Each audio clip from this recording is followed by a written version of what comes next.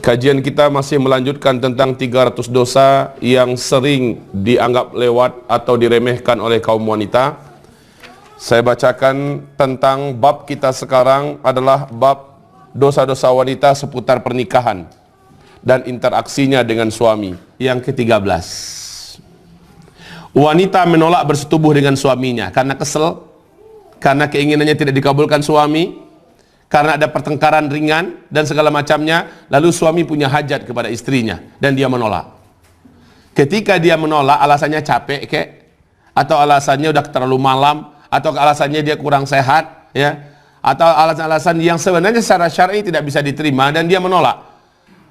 Apa kata Rasulullah SAW? Idza da'a ar-rajulu imra'atahu ila firashihi fa'abat fabata ghadbana 'alaiha. Fabata ghadbana 'alaiha. Satu malam itu si wanita tidur dalam keadaan la'anathal malaikah. Seluruh malaikat mengutuk melaknat wanita ini. Hatta tusbiha, sampai besok pagi. Bu, kalau malaikat-malaikat mendoakan laknat untuk wanita ini, kebetulan malam itu, ibu ingat nggak kajian kita? Ada satu malam dalam satu tahun Allah menurunkan penyakit wabah dari langit. Ya, lah orang yang kena laknat pasti kena itu. Orang yang dikutuk dilaknat pasti kena. Makanan yang terbuka, terenganga, pasti akan masuk wabah itu dan penyakit itu ke dalam makanan ini. Ya, begitu juga di malam hari di mana wanita ini kena laknat, ada sihir yang dikirimkan. Ada dukun yang dipakai oleh orang-orang yang lawan-lawannya, dipakai guna jasa dukun, diguna-gunai masuk itu. Kenapa? Dia kena laknat malam itu. Yang melaknatnya adalah orang yang paling makbul doanya. Malaikat, bu, doanya paling makbul. Kenapa? Kata Rasulullah SAW, orang yang tidak pernah berdosa, lalu dia berdoa, pasti Allah kabulkan. Malaikat pernah buat dosa enggak?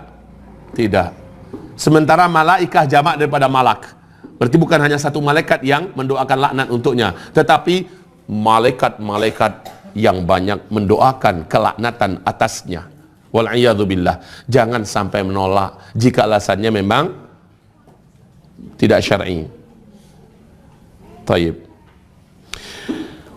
Walladzi nafsi biyadihi ma min rajulin. Sudah ibu bacakan tadi terjemahnya, Bu? Oh ya, silakan, Bu. Apabila seorang suami mengajak istrinya ke ranjang, namun istrinya tersebut menolaknya, lalu suaminya tidur dalam keadaan marah kepada dirinya, maka para malaikat akan melaknatnya hingga pagi, sampai hingga pagi hari. Naam. La haula wala quwata illa billah. Barusan ini yang ibu dengarkan adalah hadis Sahih Bukhari dan Muslim. Kalau sebaliknya gimana, Ustaz? Sebaliknya bagaimana? Tidak ada kewajiban suami untuk memenuhi keinginan. Nah, tidak ada, tapi kewajiban istri ada. Ya, kalau istri yang minta suami nggak mau, maka tidak ada dosa atas suami itu. Ya.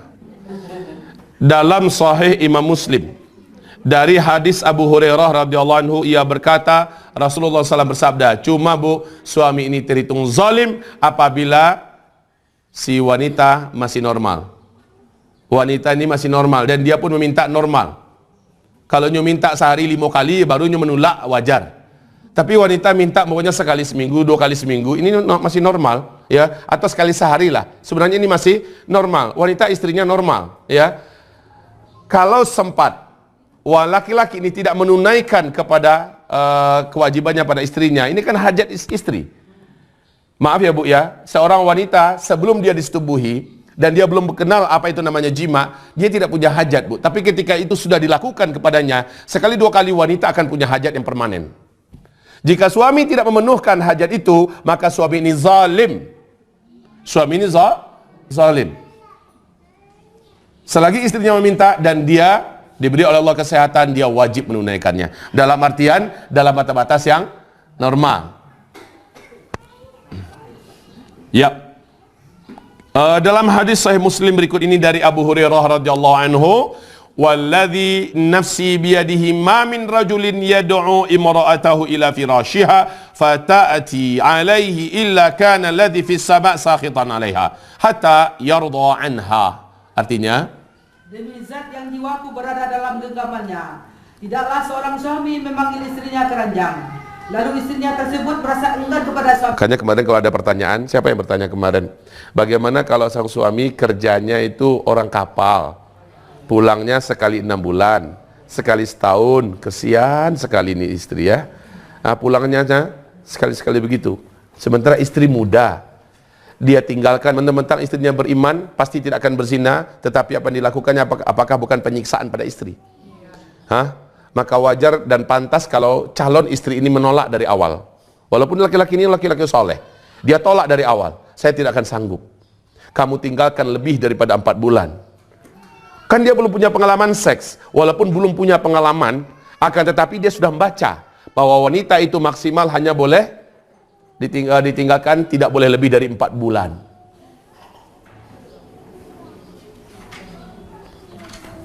Artinya, lewat daripada itu wanita ini sah kalau seandainya minta cerai, fasakh.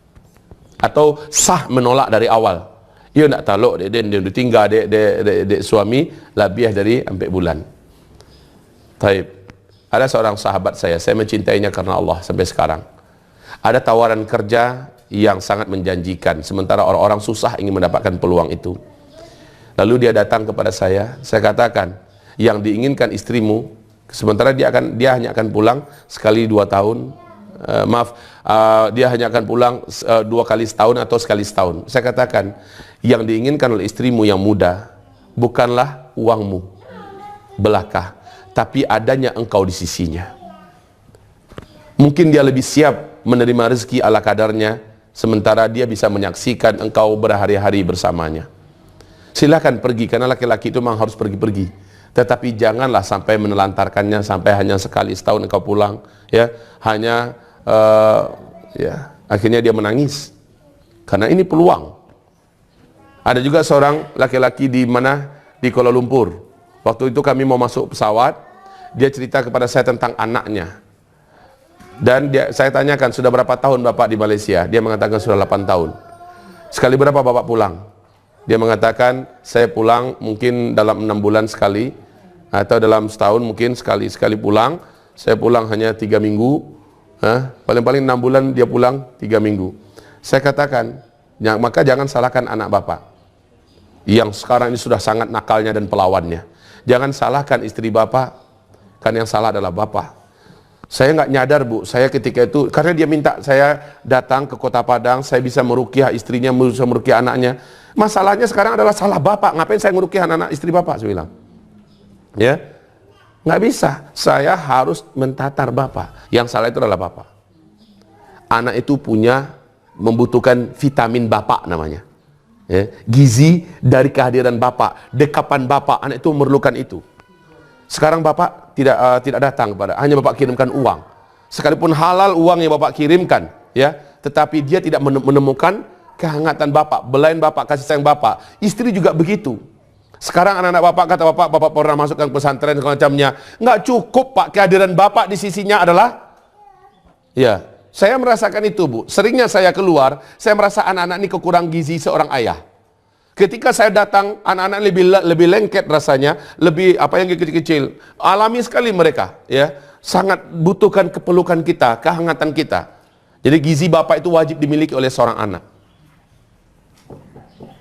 Ya, apalagi anak-anak dalam usia balita, usia kanak-kanak, sangat penting. Kenapa anak-anak yatim yang dimasukkan ke panti asuhan nakal?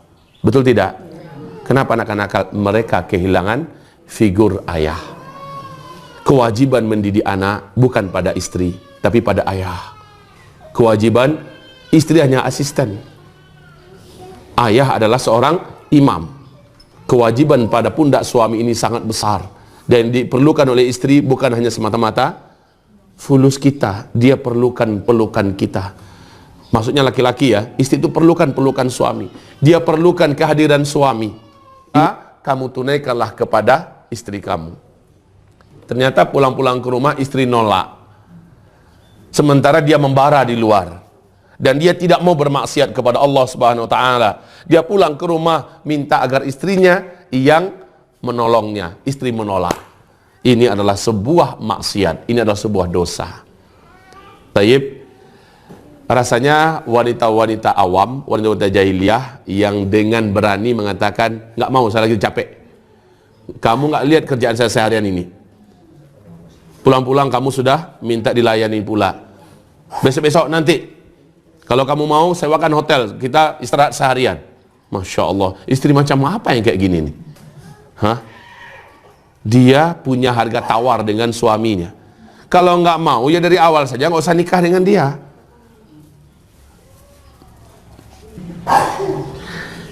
Taib.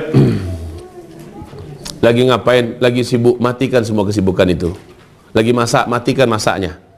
Ya. Coba lihat hadis sebelahnya. Walau ala tannur, wa in kanat ala tannur. Baca artinya, Bu. Ya, itu yang di belakang tadi. Ya. Ya, apabila suami memanggil istrinya untuk memenuhi kebutuhannya, maka hendaklah ia memenuhinya, sekalipun saat itu ia sedang sibuk di dapur. Walaupun suami ketika itu, istri ketika itu sedang masak, atau dia seorang penjahit punya, sedang enak-enaknya menjahit, sedang enak-enaknya menjahit, atau dia sedang apalagi sedang nonton yang begitu santainya. Masak itu kan tidak boleh ditinggalkan kalau sedang masak, enggak. Sedangkan masak yang nggak boleh ditinggalkan saja diperintahkan untuk tinggalkan. Ketika suami yang manggil, ngapain suami manggil? Ngapain aja pokoknya. Ternyata suaminya minta diurut. Ternyata suaminya minta tolong buatkan teh susu. Ternyata suami minta dibekam dan sebagainya. Apalagi minta berhubungan intim yang wajib ditunaikan oleh seorang istri. Adalah sangat baik, datangi dulu, ya. Apalagi lagi nelpon, suami ngomong, Bu, ada telepon masuk, suami lagi ngomong nih, telepon masuk, maaf ya Bu ya, sebuah bentuk tidak beradabnya istri, suami lagi ngomong dengan dia, kemudian ada telepon masuk, dia langsung aja ngomong tanpa minta izin, boleh saya angkat ini? Kalau suami izinkan baru boleh kita angkat. Ini enggak, langsung ngomong, tanpa minta izin, tanpa ampun, langsung ngomong, kayak penting kali lah orang nih, daripada suaminya, yang dia adalah tuannya, dia adalah imamnya, dia adalah rajanya. Penting kali lah orang nih, maaf ya, ini termasuk wanita kurang ajar. Wanita kurang ajar, tidak beradab. Apalagi di depan Allah. Di depan Allah Subhanahu wa ta'ala. Baru lepas sholat, terdengar HP berbunyi. Dia langsung, padahal dia masih di hari ba'an Allah Subhanahu wa ta'ala. Maka saya tersentuh dengan ulama-ulama kita kemarin di Madinah. Saya ketemu dengan Ustaz Arifin Ilham. Saya ketemu dengan Ustaz Farid Ahmad Utbah. Saya ketemu dengan beliau. Asal pergi ke masjid, HP pasti beliau tinggalkan di rumah, di hotel. Selama keluar ke masjid, nggak mau dia bawa HP. HP di hotel. Kalau pulang ke hotel, masuk kamar, baru diaktifkan. Ini adab sebenarnya. Kenapa? Saya bicara dengan Ustaz Arifin. Saya bicara dengan Ustaz Farid yang ketika itu bisa ketemu ya. Ketika itu ada juga Ustaz Bakhtiar Nasir. Tapi nggak sempat ketemu saya. Ada juga Ustaz Ustaz Abdul Somad. Saya juga nggak sempat ketemu. Nah, mereka ini punya adab. HP tinggal di rumah. Apa katanya? Masa saya sedang di hadapan Allah, di rumah Allah, saya bicara dengan orang lain, saya sangat tidak beradab katanya. Saya tidak akan mau melakukan itu. Nah, ini dengan Allah Subhanahu wa ta'ala. Wa ba'dallah wa ba'da rasulih fazauj. Setelah Allah, setelah Rasulnya suami. Jangan sesekali melakukan adab yang tidak baik itu kepada suami kita. Sedang mengeceknya, awak mengecek lo orang lain. Nah, taib. Walau in kanat ala tannur, sekalipun wanita ini sedang masak. Sedangkan masak itu ibu-ibu tahulah, ya, tidak boleh ditinggal, tidak boleh diputus. Tapi kalau panggilan suami, maka wajib tinggalkan.